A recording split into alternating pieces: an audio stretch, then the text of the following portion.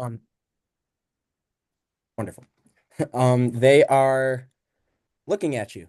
They're kind of sizing you up, whether it's grandma in the stands or whether it's the 30-year varsity coach that's never met you before. They're sizing you up, right? They want to know what's this umpire going to do? How's he going to call? And they're making a judgment.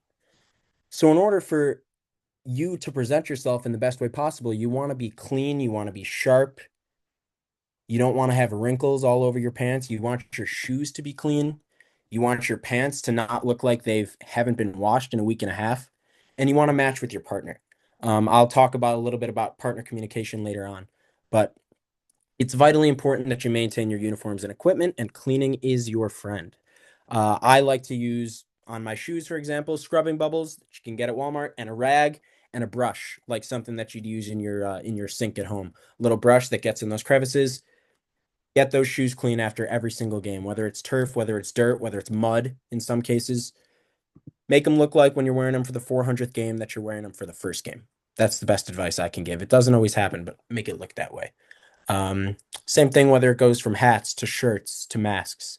Um, Everything plays a part in the way that you present yourself on the field. And I think it's very important that you present yourself in a manner that matches the way that you want to be taken as a person, as an umpire, when you are doing your job. This is especially important among young and new umpires. The second thing I wanted to talk, and by the way, I should mention, and Alan addressed that if anyone has questions during the Zoom, please feel free. I think Alan's controlling that. And then afterward,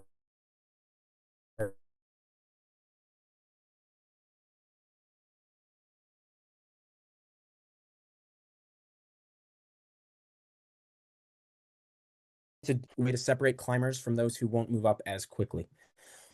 You cannot control the number of close plays that you see, how many bangers you have in a game. You could have one, you could have none for a week, and then the next game you could have 12. I mean, it happens. It's just how the balls the balls hit and how the game goes. You can't control the coach's reactions when you make a call, and you can't control the player's opinions of your judgment. I'll tell you this right now, you're gonna nail something, absolutely nail something. Every player on one side is gonna be like, "Oh my God, that was the worst call I've ever seen," because that's how umpiring works. But what you can control is the effort that you put into getting them right and the energy that you use to do so. Those are controllable, and you have the power to put yourself in the best position to get things right. I'll give you an example. When we are working in the two-man system, I don't know if there's some people on here that have never done two-man training or that know two-man like the back of their hand. But a good piece of advice that I learned, and that's very relative in the two-man system. When your partner's in A and you're the plate umpire, and there's a fly ball in your coverage area, say it's hit to left center field. If you step back from the plate, keep your mask on, watch the center fielder catch it in left center, and tell your partner, Alan, he's out. Did you do anything wrong? No, you did not. You were responsible for the catch, no catch. You called the catch, no catch, and you told your partner that you got it right.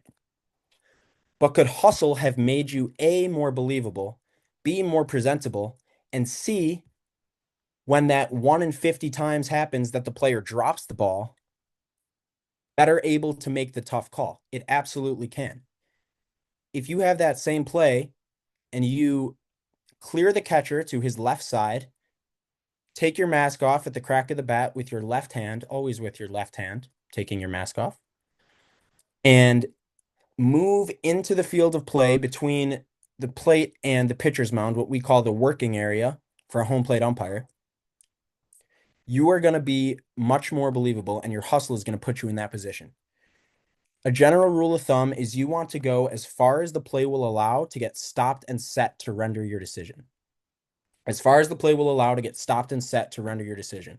Why do we want to be stopped and set when we render our decision? Because the best way I've heard it is that your eyes are like a camera on the baseball field, and they're the only camera we have because we don't have replay, no matter what Timmy's grandma says she recorded on her cell phone. Your eyes are the only camera we have, and if you're moving, your camera is going to be blurry. You're going to miss things more often when you're moving. So you clear the catcher, you take your 10 steps, you take your 12 steps, whatever you're able to get given your athletic ability, and everybody's different, and that's okay. And you stop yourself and you say, Alan, that's a catch. Alan, he's out. And you do that every single play.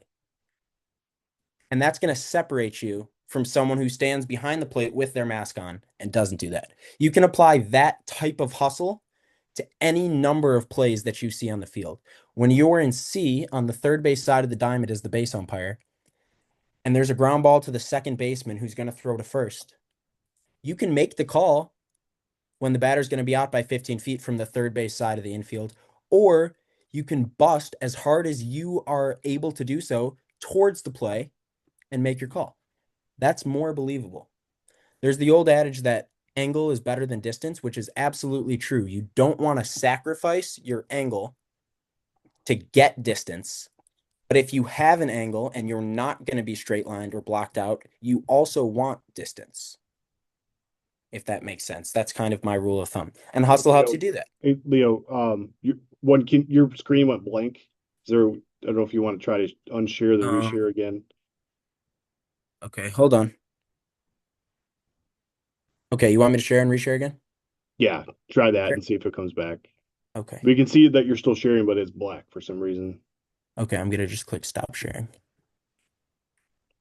And I'm going to come back and share again.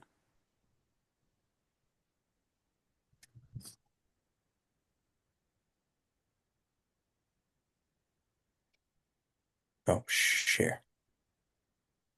There we go. Yeah, just jump to. There you go. Okay, where was I? Right there. Hey, so we do have a question Yeah. from the audience here. Why is it imperative to only take your mask off with your left hand? So you are, as an umpire, generally making signals or calls with your right hand. You're making a strike call with your right hand, and more importantly, you're making an out call with your right hand. Sometimes the plate umpire has to make those out calls, and they can be really close whackers. So you never want to have to make for example, a whacker call at third base as the plate umpire with your mask in your right hand. A, it looks worse. B, it's hard to do. So the general rule of thumb across the board is mask off with the left hand. It also helps because anytime you're clearing the catcher, like I gave the example of going up to see a play, or whether you are going up to the 45-foot line on a ground ball to the infield, you're always going to be clearing the catcher to your left because the base runner, the batter runner, I should say, will be running to your right because he's running to first base. So if you go up to take your mask off with your right hand, you're crossing your eyesight and not allowing you to see the play. So that would be the rationale. Okay, so I have a video to show you guys. This was from my Hey, season in the Northwoods. follow up on that. Yeah, yeah. Let me ask, can you take the mask off with your right and switch? Former catcher usually had a mitt in the left. So I will tell you that if you are serious about advancing your career, you will be told by evaluators at a camp or at a training, take your mask off with your left hand. That's what everybody will say. So if you take your mask off with your right hand in a game, you're not going to get penalized and you're not going to get, scolded. But evaluators and instructors at any level of advancement will tell you left hand.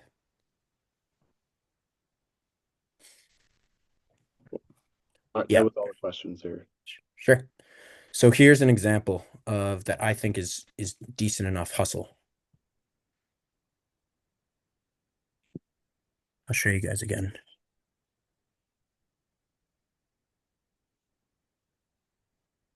Yeah, it looks like we're having some trouble with your video again, Leo. Oh yeah. All we Okay. see is it says click to exit full screen is all we see. Hmm. Okay. Or Sorry about maybe that. on the wrong tab, maybe. Okay. Um, I want you guys to see this. Okay. You want me to stop sharing and start sharing again? See if that works. Yep. Okay. Sorry about that. Or I can even just not put it in full screen. Share screen.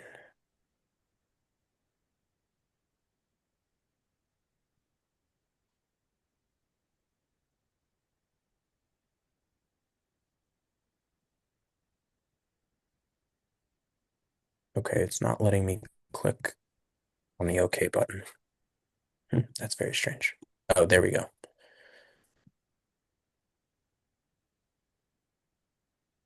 You got me now? Yep, I gotcha. Okay. Thank you.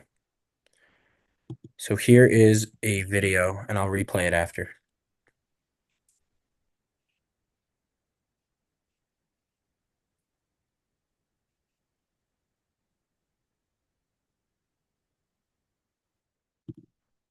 First of all, unbelievable play by this left fielder. This actually ended up as the Sports Center #1 play from this day. I think it was in June of last summer. Um, this was in the Northwoods League last summer. It was a 3-man league, so I was working as the third base umpire. The rotations between 3 and 2 men are not the same, but for the purposes of the demonstration, I just want you guys to kind of get at the hustle side of things. So I'm the third base umpire, and I see a play in my coverage area, and I run out there. I'm like, this ball is troubling the wall. This fielder is going back there. There's a short fence. I want to know what's going to happen. So I use my athletic ability. Again, everyone's different, which is no problem, to get out there to see the play. And you can kind of see me slowing down right there again because I want to be stopped and set when I have a decision to make. In this case, it's going to be catch, no catch, home run, ground rule double. Does he have possession of the ball over the fence? Is he going to catch this ball in live ball territory or dead ball territory? There's lots of things going through my head right now, but I want to be stationary to see it. Makes an incredible catch. And I'm like, oh goodness, does he have this baseball? So as soon as the play finishes, now I again start running and I go out to see the actual finish. I saw the ball in the glove the whole way. I knew he secured it. He did an amazing job of holding it up for me and literally putting it on a platter. Like this was unbelievable by the left fielder. But it made it easier for me to run out there and say, that's a catch, that's a catch. Again, you're not always going to get this exact situation, but I think it's a good example of what hustle could look like. What's the ruling on that, Leo? So in the professional rule book OBR, and I think Alan, correct me if I'm wrong, that high school is the same for when a player is in and when a player is out of bounds. If a player is in dead ball territory, it means that they have 1 foot or 2 feet on the ground in dead ball territory, in this case outside the fence, or 2 feet over, hovering, not on the ground, dead ball territory. So if he has a foot or feet in live ball territory inside the fence, he on the ground, he's okay. Or if both of his feet are in play on the outfield side of that yellow line, when he starts the process of the catch, he's also okay. So if I can go and find the moment that he does that.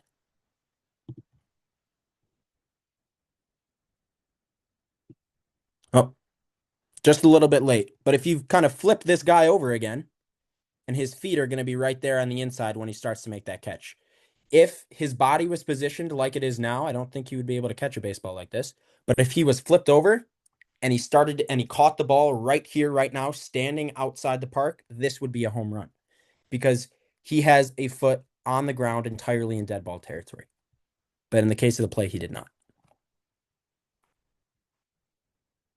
That makes Cool. sense. Yeah, Yep. high school's just a little different. Mm-hmm. High school, you have to have both feet in, yeah, both feet in play, and then there's no like leaving your feet when you go out. Like if you step out, then you're out, or if you have 1 foot out and make a catch, then it doesn't count. So, Sounds good.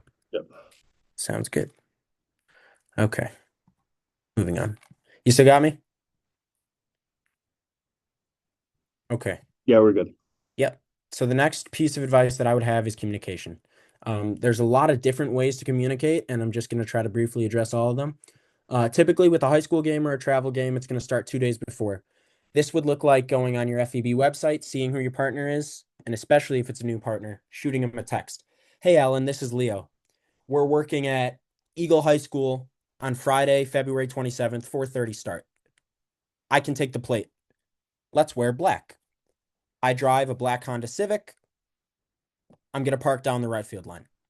I've just answered every question that we would want to talk about before the game starts. Maybe the other thing I would add is I'll be there at 3:45. I'll be there 45 minutes before. You can make an outline and then you can Send it to different people, just changing the name and changing the date and changing the location if you want to. But those are the things you want to talk about. What color you're going to wear, what position you're going to be, because usually you're not assigned. You guys just choose, and where you're going to park before the game.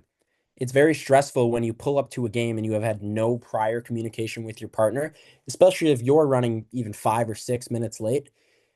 Maybe it's a huge high school and you guys are on total opposite ends, or maybe he was going to wear blue and you were going to wear black and you guys never knew. I mean, things like that. And that goes back to appearance. You want to just make sure you have enough communication pregame that you guys are on the same page when you walk to the field. This is going to continue with a solid pregame. Again, if you have not worked with a partner before, when you're in the parking lot getting dressed or after you're dressed, hey, Alan, let's briefly talk about our responsibilities in the two-man system. Let's go over things that we want to discuss. The first thing I like to talk about is my rotations. Alan, we're going to rotate. Run around first and third, run around first and second, less than 2 outs. Alan, we're going to have a time play, and I'm going to tap my wrist when we have a runner on second and 2 outs, or runners on first and second and 1 out. Alan, if we both see a balk, we're both going to call the balk. If we both see an infield fly, we're both going to call the infield fly. And anything else that you guys feel is crucial to talk about in your game, in your pregame. That is what you want. You guys want to be on the same page. And then most importantly, your communication happens in the game. Pre-pitch, you're going to signal. Just like we talked about in the parking lot, we're now going to do those signals to our partner during the game. It keeps both of us sharp. It keeps both of our mind in the game. It's going to be 37 degrees and freezing and 17-7 in the fifth inning. And you're going to be the base umpire. And it's going to be a runner on first and second with nobody out. And you're going to forget that it's an infield fly because you are thinking about what you're going to have for dinner. It's happened to me before. You pre-pitch the signal, you give the infield fly with a tap to your head with the number of outs, either 0 or 1, to remind each other you got an infield fly situation. Things like that. One more example that I have happens during a live ball. So again, I don't know how much two-man and rotational and communication practice many of you have had, but here's a very good example that I think if you pregame it right with your partner, it can be very beneficial. If you have a runner on first or a runner on first and third, we know that there's a rotation on where the plate umpire is going to go up to third base on a base hit to make the call. But there's a fly ball in the plate umpire's coverage area, in this case, outside of what we would call the V, either from the left fielder to the left field line or the right fielder to the right field line. Well, if the ball is hit down the left field line on a fly, the plate umpire should communicate off the bat, I've got the ball, loud enough for his partner to hear him. His partner knows that that plate umpire is taking responsibility of the baseball, and the base umpire can go to his other responsibilities. Watching R1 in this instance would be his primary. The plate umpire is taking the fair foul decision if it's really close to the line, and he's taking the catch, no catch. Since he's already heading up the left field line to see his play, and since he's already going to be hustling to get there, he's going to keep the rotation and he's going to continue to third should a play develop on R1 at third base. And he tells the base umpire everything I just said by saying 4 words, by saying I've got the ball. Same thing happens when the ball's down right field line. If the ball's on the right field line and the plate umpire is going to go take it and he yells, I'm on the line to his base umpire, the plate umpire tells the base umpire he's now giving up his responsibility at third base. Why? Because he's running down the right field line, almost tailing the batter runner who's going to first, to see a potential fair foul or a catch, no catch on the right field line. If that ball drops in front of that right fielder, there is no way that that plate umpire can zip across the diamond and make a call on R1 at third. So since he's going down right field, he's going to say, I'm on the line. And the base umpire should hear that verbal, should get a visual on his plate guy, take a glance, take a peek, and try to realize I now have responsibility of taking R1 into third base. Because the plate umpire, by saying I'm on the line, gave up that responsibility to me. This is not something that's going to be automatically known, these specific verbiages. This was something that was taught to us at the professional development course, which I think is really, really helpful. But if you wanted to incorporate something like this into your pregame or your communication, I think it's great. And then you've just got your simple ones. Um, when the plate umpire is rotating to third base on a base hit, say you got R1 and you got a base hit to center field, and R1's trying to get to third. I've got third if he comes. I've got third if he comes. The plate umpire would yell something just like that to his base guy, and a play's about to happen. I've got third. The base umpire knows he doesn't have to worry about shading to third base because his plate umpire is there. Same thing happens if there's a play at the plate. I'm at home. Easy things like that go a long, long way because if you don't do it, the last thing you want is nobody at a base to make a call. You would almost rather want two people than zero, although you never want two either. So communicate. Any questions on that situation? All right, cool. I have a video of a lack of communication that I went through. I'll preface this by saying let me turn it down a little bit. This was a high school game. I worked in the Champaign area. So FVB does not service these teams, but I was in college if we have any Fighting Illini fans in the house. And I'm the plate umpire. We have a base umpire. We have nobody on base. We have an extra base hit to right center. And I will play the clip and then I'll talk about it after.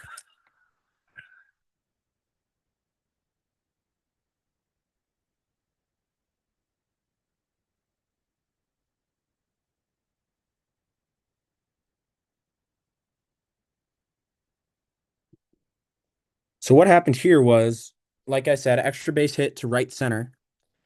I didn't communicate.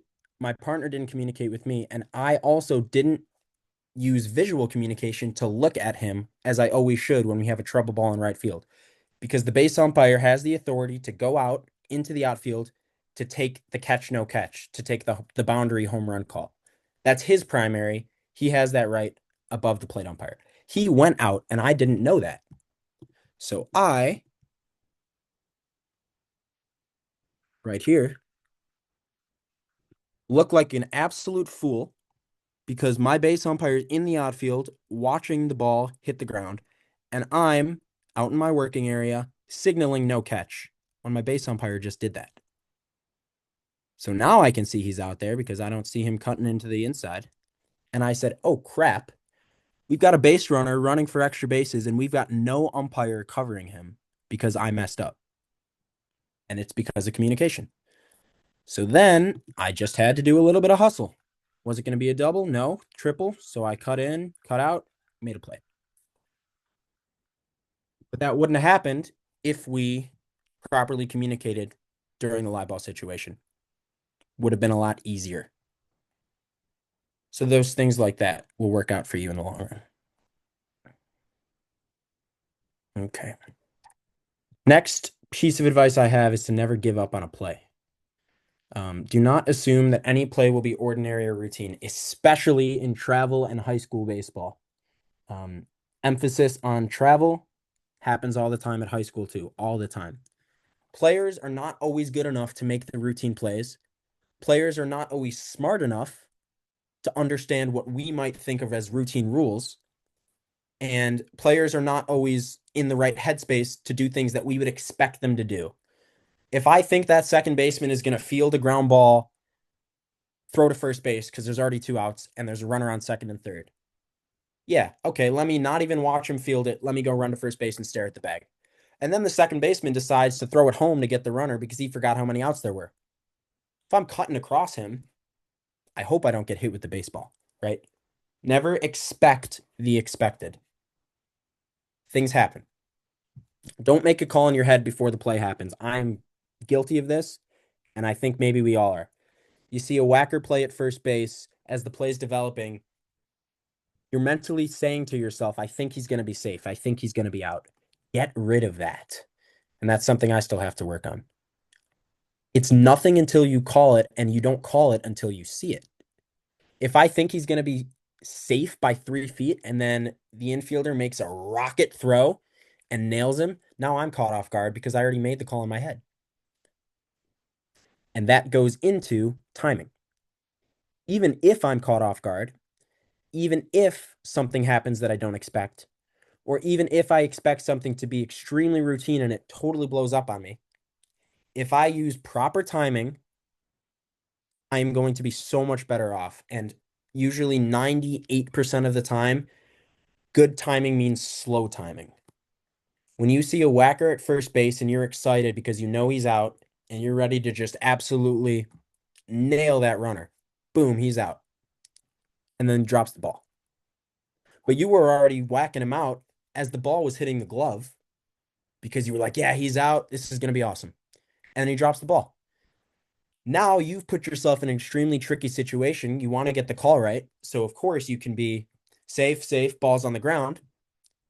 But if you used proper timing and slowed yourself down, you're going to see the ball on the ground right away. You're not going to have that out in the first place. The fielder never had secure and firm control of the baseball. He never had a catch. The runner was never out. Same thing applies in your plate work. A great piece of advice I heard was use the same timing on pitches right down the middle as you do on borderline pitches that you need to really track to know whether you're going to strike or ball it. Why? Because if you see a meatball down the middle and you strike it right away, and then you see a curveball on the edge, is that a strike? Is that a ball? And you take a second and a half or 2 seconds to process it, that's fine. But you want to take a second and a half to 2 seconds to process the one down the middle too, so it all looks the same. So to everybody in the stands and everybody on the field, you're doing your job correctly every pitch. You're going to get a lot less from dugouts when you have good timing on the plate. Same thing on the bases. Another piece of advice is always know the status of the baseball. You are going to get situations where a pitcher is going to try to pick off a runner. That runner might be out. Time. The ball was never in play. I've used that exact line. After a foul ball, the pitcher's got the ball. Everybody thinks we're ready to go. But I'm the plate umpire, and maybe the pitcher wasn't standing on the rubber, right? I can't put the ball in play unless the pitcher is in possession of the ball on the rubber. So I never did. And then he tried to pick off at first base. Well, the ball was dead. It's not going to happen. You reset it, you let him put it back in play. Always know the status of the baseball. And something that was drilled into our heads at professional school, keep your eyes everlastingly on the baseball. It gets you where you want to go. Whether that's keeping eyes and chest to ball when it's being thrown so you don't get whacked in the head because you don't know where the ball is, whether that's the third baseman fielding a roller. You think the third baseman's going to throw it to first, and all of a sudden he turns around and tries to tag the runner standing a foot off third. But you've already taken your look at first base. You think he's about to throw there. Now you don't see the play back at third. And second, and lastly, I should say, um, people will try wacky things on a baseball field like a hidden ball trick. Know where the baseball is. It will help you tremendously. Good example of never giving up. This was in the Northwoods League last year. My crew chief making this call sorry for the super advanced technology of a phone recording, but it's what we got. This is the eighth inning of a game that's 8-0. Keep that in mind. Doesn't matter. Don't give up on the play.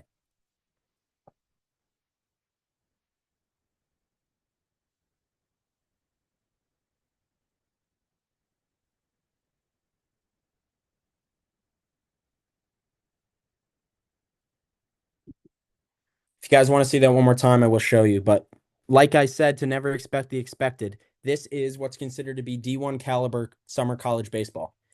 Apparently, the pitcher forgot how to touch first base on a putout. I mean, that's what happened. And the umpire at first base was all over it, right? He didn't give up on the play. He realized he's not out until he's out. And he wasn't.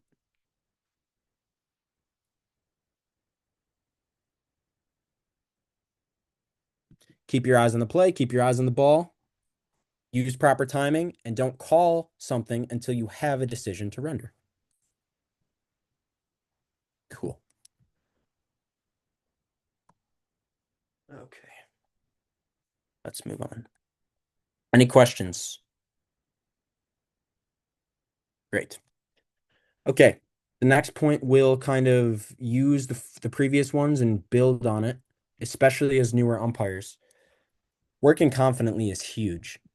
The way I like to think of it is officiate with such confidence it would seem impossible you'd ever be wrong. And my hint is that you're going to be wrong, and that's okay.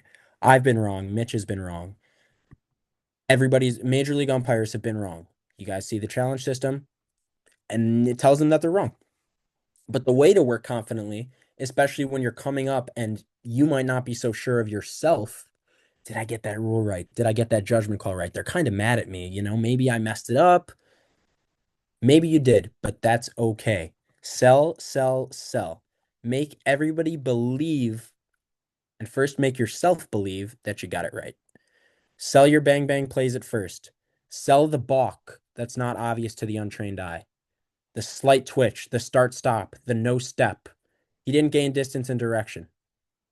Interference and obstruction, because apparently nobody besides umpires understands interference and obstruction. And it's relatively um, concrete once you actually break it down. Sell that. Get it right and sell it. And other black and white rules that are uncommon. If you can't buy what you're selling, you've already lost with an angry manager or coach. Um, so this applies not just to selling calls, but in everything from how you walk on the field to how you ask the in the hole hitter to return to the dugout, or how you ask the coach to pick up the bat that's been sitting out there because it's not supposed to be sitting in the field of play, right? Use a demeanor that presents yourself as someone who's confident, who's in charge of the field, someone who's out here for a reason, someone who's ready to roll, someone who's ready to see and to rule on anything that's being thrown at them in that specific moment. Don't let experienced coaches walk all over you. Being confident will help you with that. You got a lot of great coaches in Chicago high school baseball, and you get a lot of new umpires, and you get coaches that say, I've never seen this guy before. He must not know what he's doing. I've been here for 30 years. I'm gonna test this guy. I'm gonna test this new umpire. Or he looks like he's 12. I'm gonna test this new umpire. And that's okay when they do that. But use confidence to address situations. And without being arrogant, you can show that you belong on the baseball field. When you have your whackers at first base, boom, kill them. When you call something that's not common, boom, get it right. Be loud, be proud, be aggressive. When you punch a guy out on a strike three, be aggressive, right? Things like that will only help you, especially if you're younger, especially if you're smaller. Whatever the case may be, being big a lot of times gets you places that being timid and being shy won't do for you. I think I have a video example of that too. Okay, so I'll preface this by saying I'm the plate umpire here. This is in Duluth, Minnesota. This is a time play. We have two outs and a runner on first and second. Time plays are huge because literally a quarter of a step, or whether the base runner's foot is touching home plate or hovering over the plate, determines whether or not that team scores a run. And clearly that's a big deal. You need runs to win. So let's see.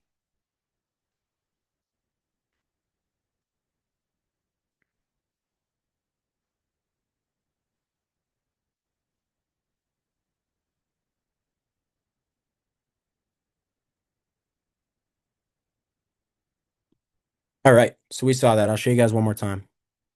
Base hit up the middle,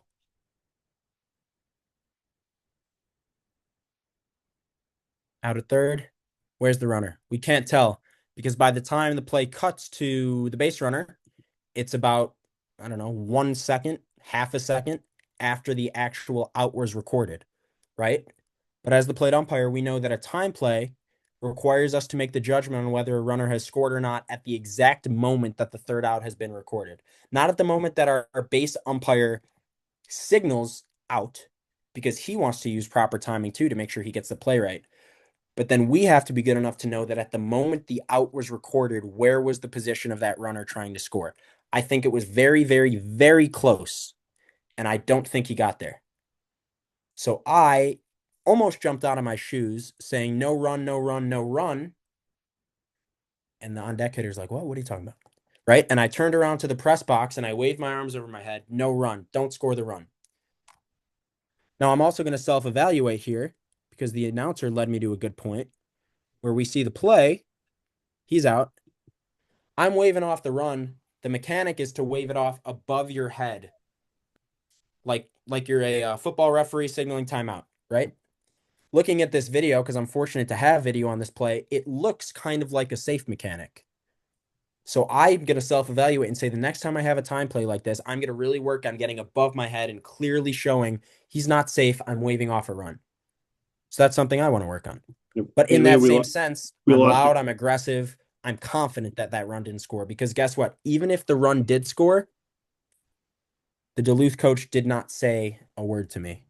He might have said he scored after the out. I said, "Yep. Okay. Next inning, let's go." It just Hey comes Leo, with we confidence and it lost your video comes with again, Leo, or lost your what? streak again. What? We would lost your share again if you could Sorry. I stop don't know sharing why that that share. happens. Did you guys see the play? Yes. Yeah, Okay. it went out after the video. Okay.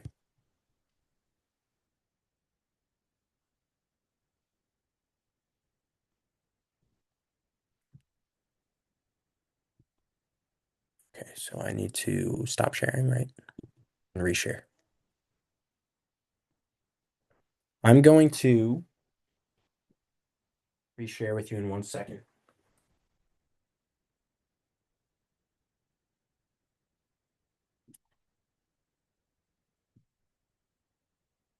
Right now.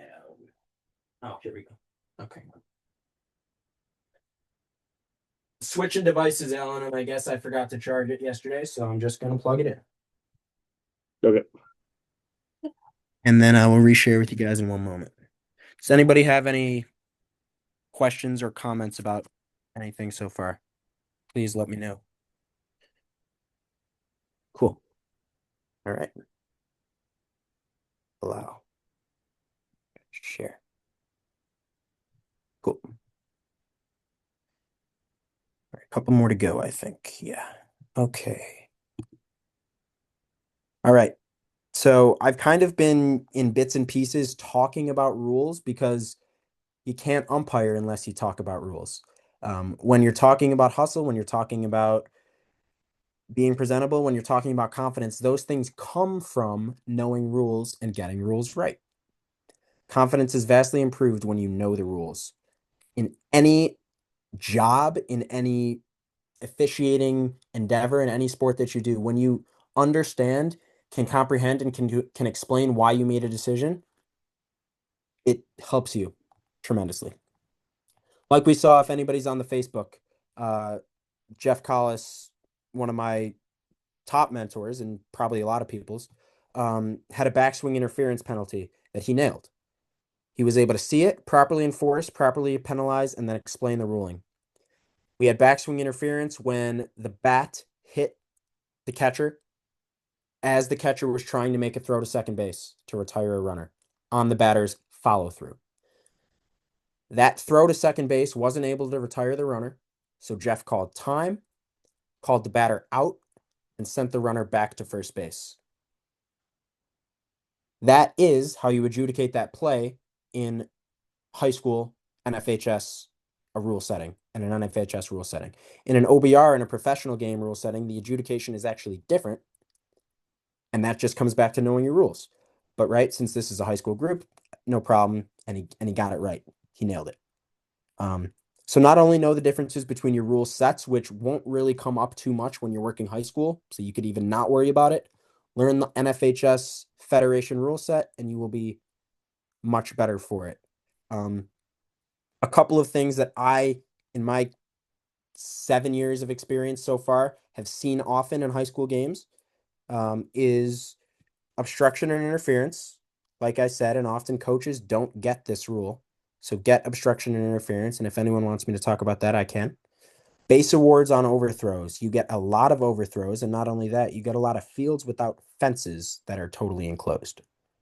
Know your base awards on overthrows. Know the substitution rules. There are a lot of substitutions in high school games, especially varsity. And know what's a balk and what's not. If you have any questions on those, please feel free, but that's my best piece of advice. Okay, cool. Work like someone who can help you is watching. This profession relies heavily on trusted word of mouth input, whether that's I worked a game and Alan's kid was playing and Alan was sitting in the stands and Alan texted Jeff Collis, hey, this umpire was really good today. That happens a lot more than you think, especially because we all live 10, 20, 40 minutes from each other. People have eyes on you and word of mouth spreads. That can be good or that can be bad. We hope that implementing some of these tips and really trying your best on a baseball field means it's a good thing. One good or bad game can leave a lasting impression on a supervisor, evaluator, or umpire at any level you wish to work. So, what does that mean? The only way you can work like someone who can help you is watching is to control what you can control. Hustle, rule knowledge, confidence will get you far. Will get you far. If you can do it properly, if you can hustle and use good mechanics in the second inning of your regional final game in May when it's 75 and sunny, do it properly in the seventh inning of a doubleheader on a 95-degree day. I totally understand that some people work travel ball, you work 4, 5, 6 games in a day. I did it all the time. Great way to make money when I was in high school and college. And I understand that you're not going to be your sharpest when you're in your fifth game of the day versus your first. But when you're in a setting where you want to show yourself, where you want to improve, where you maybe want to take that jump from varsity to JUCO, from varsity to playoffs, from JV to varsity, something like this is going to get you there. Because the day that somebody is watching, you're going to know that, yeah, man, I mean, I gave it my best effort. And I think they saw that. And then to that end, when somebody is watching, take advantage, find a mentor. When I first started, there were a couple great ones that helped me. Like I mentioned, Jeff Collis, Mike Dermis, Timmy Garay, a lot of people that are still very involved in FVB. Um, get their phone number, call them after your game's over. Hey, I had this play today. I just want to get your opinion. I want to know what you think. Or, hey, this didn't happen, but I was thinking to myself because I want to be prepared. If this did happen, what would you have done? How do you think I handled talking to this coach today? How do you think I handled addressing this player today? Anything you got, let them know. And most of the time, people will be able and willing to help you because they understand what it's like to be back there. They want umpires to succeed. One of the, I think, final pieces of advice I have is don't get discouraged. We all have calls we want back and conversations we wish we went differently. I mean, we all have games that we wish we never showed up to because it's the fourth inning and you realize that you can't get a pitch right. I mean, it happens. It happens to major league umpires. It happens to me. It happens to everybody. Um, but when you screw something up, it's what you do between that call and the next one that separates umpires. Because if I screwed a call up, if it's a fair foul, if it's a judgment, if it's just something that can't get switched, and I'm thinking, I don't think I got that right. And I hang my head and I look nervous and I bury my eyes in my indicator. That's another one. Don't bury your eyes in your indicator. Your indicator can be your friend, but your indicator can be your enemy. Obviously, you're using it to keep tracks of balls and strikes. Sometimes you don't have a scoreboard, sometimes the scoreboard's wrong. But when you bury your head in your indicator because you don't want people looking at you, that screams lack of confidence, discouragement, lack of will to be there to people that are paying close attention to you. That's part of body language. Body language is a vital part of umpiring. Even if you screwed something up, act like you're going to get it right the next time and then get it right the next time, right? It's something in your head. Win the next pitch, the next play, or the next conversation because there's no going back. But when you work 75, 80, 90 more games in a season, there's plenty of going forward, right? Go home after you work a game. You had a semi-heated conversation with the coach about a ruling and say, what could I have done better? A, to maybe keep that coach a little calmer, or B, to better explain myself, to better explain the rule, to better explain the judgment. What would I do next time? And I've kind of already touched on this, that experienced coaches want to test young and or new umpires, but they want you to do well. When you get new blood in a high school umpire system, I mean, they hope you're a state finals umpire. They want you to be as good as you can be, but they're not going to do it without sitting back and letting you mess up 12 calls a game. I don't think anybody here is going to do that, but they're going to test you. Right. And like we saw in the video that Jeff shared on his backswing interference, Mitch actually commented this. Mitch Helm, for those of you that don't know, also in FVB, joined just about the same time as I was. He, I think, was in the JVB program in Crystal Lake. We both graduated college. We both went to the professional umpire development course in Florida. We both got jobs a couple weeks from now in the minor league system, which is awesome. He commented this on Jeff's post, and I thought it was great. You can get something 100% correct and still take crap for it. You can nail a batter's interference. You can nail an obstruction. You can see a pitch. Yeah, I know that pitch was a strike.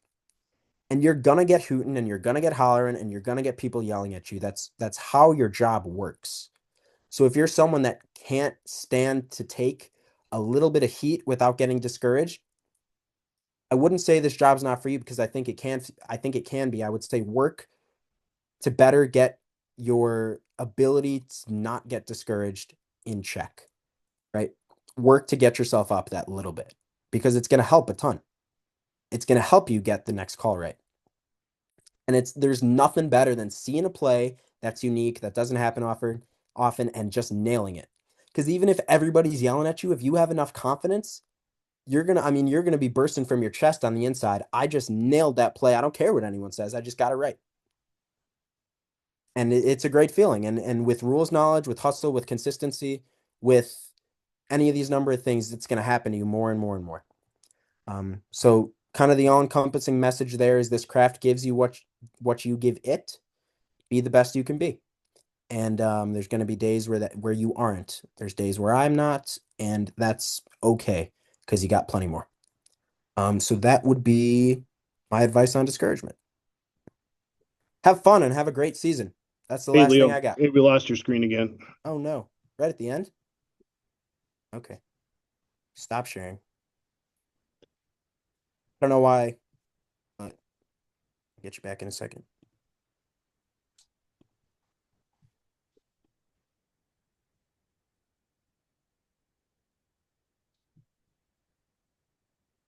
Okay. Well, Yep, this is good. the last thing I got. Have fun and have a great season. Emphasis on fun. Because we wouldn't be doing this if it wasn't fun. I think it's awesome. And that's why I'm trying to turn it into a career. I know a lot of you may not be and maybe doing it as something to exercise, make some money, which it's amazing for those things too. But if it's not fun, what are you out there for? That's what I got, guys. All right, thanks, Leo. Does anybody have any questions for Leo before we sign off here tonight?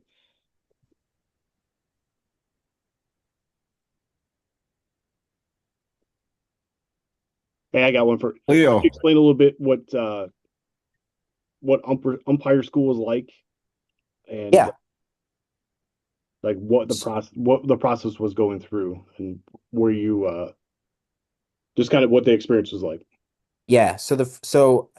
For those that may or may not have heard, Wendelstedt Umpire School was a really big thing. You would pay a couple $1,000s. You would go for 4 weeks down to Florida. You would umpire with MLB instructors. It was really good for instruction. That school has now closed. That was independently run, and the MLB has directly taken over their development, the major and minor league supervisors. So you go to a 1 day clinic. They have a couple of them throughout the summer. You work for about 4 hours, and then the supervising staff picks people from there to come down to their full month-long training course in Florida, all expenses paid, flight, hotel, food, training, gear, everything is covered because they want to see if you can work in professional baseball. A typical day would look like this. Breakfast would be from 7 to 8. We'd finish breakfast. We'd go to the classroom. We'd do a session, 2.5 hours on rules. Whatever rule we were covering that day, we covered the entire rule book and the entire manual from start to finish during our 4 weeks. So whatever we talked about that day, we'd learn about, we'd have discussions, we'd see case plays. Then we'd go into the batting cages. We'd look at plate work. One thing that I would say is that they had a big emphasis on plate fundamentals, plate stance, plate mechanics, as opposed to actually calling balls and strikes right because it's coming from a pitching machine. If you can get your fundamentals down, I think your accuracy will come. And I think that's what they wanted to kind of harp on us. We would have lunch and then we'd typically head to the field. We do what we'd call control games, which is you get a plate umpire and a base umpire, and the instructors would throw situations at us. Maybe we learned about it that day, or maybe we learned about it last week. But they'd put a runner on first base and a runner on second, and the pitcher would balk, and then there would be an infield fly, and maybe the runner on first would miss second base on his way by. I mean, I'm using crazy examples, but sometimes they would really throw things at you. They wanted you to get them right. They didn't necessarily expect you when you saw four crazy plays on the same instance to get it. But that was the type of things that we did to say, if I, in a real game, when it really matters, somehow see a balk and a catcher's interference on the same play, I'm going to nail it. They emphasized not being a 95% umpire, but being a 5% umpire.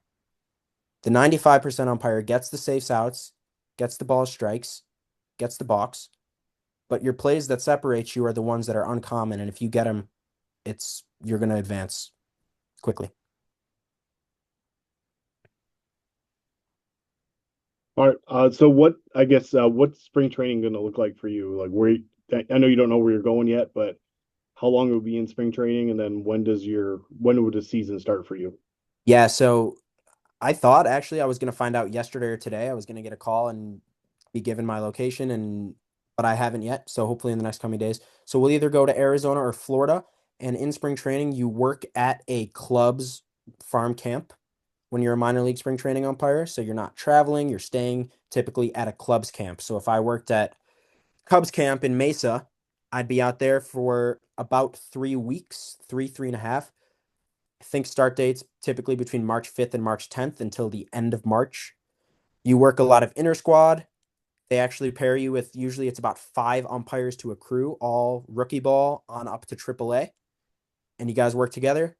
And it's, I mean, it's spring training for umpires too. So you see pitches, you see plays, but you kind of learn the ropes, especially as a young guy. How does professional baseball work? How does it differ from maybe where we came from?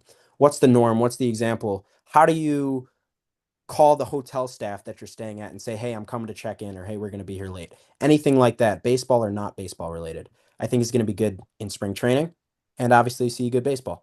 And then after spring is over, we'll break for the regular season. Um, People will go their separate ways to whatever league they're assigned in. So that starts in rookie ball, which is the lowest level of the minor leagues and actually starts, or I should say, happens at the complexes during the duration of the summer season, up through single A, high A, double A, triple A, and of course into the bigs. They've changed their advancement process a little bit. Umpires can actually skip levels now. So you could go from rookie ball straight to high A or single A straight to double A and skip high A. And it's all about working well when you have evaluators there, good word of mouth, being a good person off the field. They kind of look at your whole resume and decide accordingly on advancement. All right. Yeah. Anybody else have any questions before we close up shop here? Is there an age limit? There is not an age limit. MLB will tell you that, but what they are looking for when they want to see people at their 1 day camps to go down to the 4 week expenses paid is somebody that can work for them for 35 years or 30 years or 25. Because if they see someone who is going to spend 8 years in the minors and then 25 years in the major leagues, because that's what they want out of a big league umpire, if that guy or girl is 45 or 50 or 55 when they come to them in the first place, probably odds are low you're going to get picked up to go down to school. When I was at school, I'm 21. I'm turning 22 next month. I think the youngest person there was 20, and the oldest I think was 32, if that gives you guys any sense. But um, I will say that there's a lot of room for advancement that isn't professional baseball, like college. And again, like high school, working a regional, working a state final, there's tons of ways to work good baseball. So, Thank you. yeah.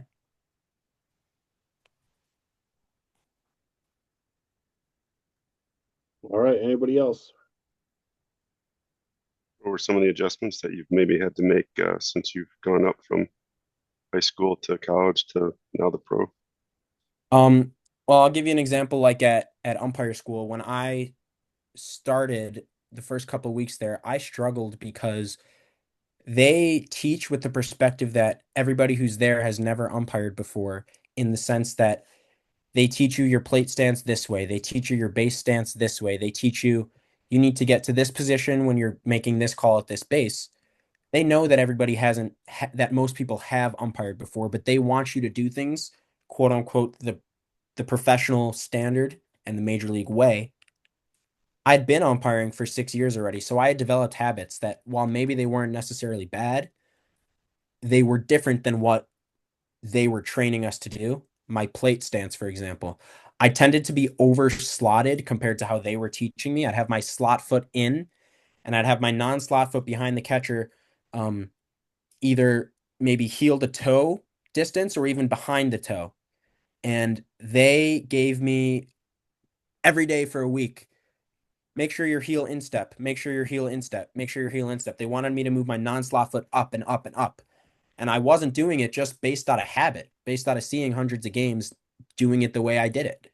And that's another great point, is that when you're getting instructed or evaluated by someone who's at a level higher than you are, do the things that they want you to do. Because even though you might not agree with the philosophy, you might not be extremely comfortable in the situation, at the end of the day, they're the ones potentially giving you a job, whether that's a D3 assigner, a D2 assigner, Jeff Allen, whatever the case may be. Make the adjustments and work off of them.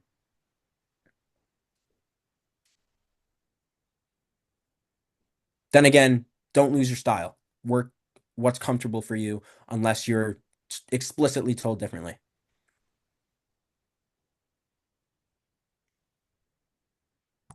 All right.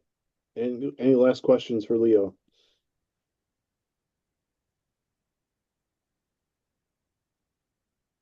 All right.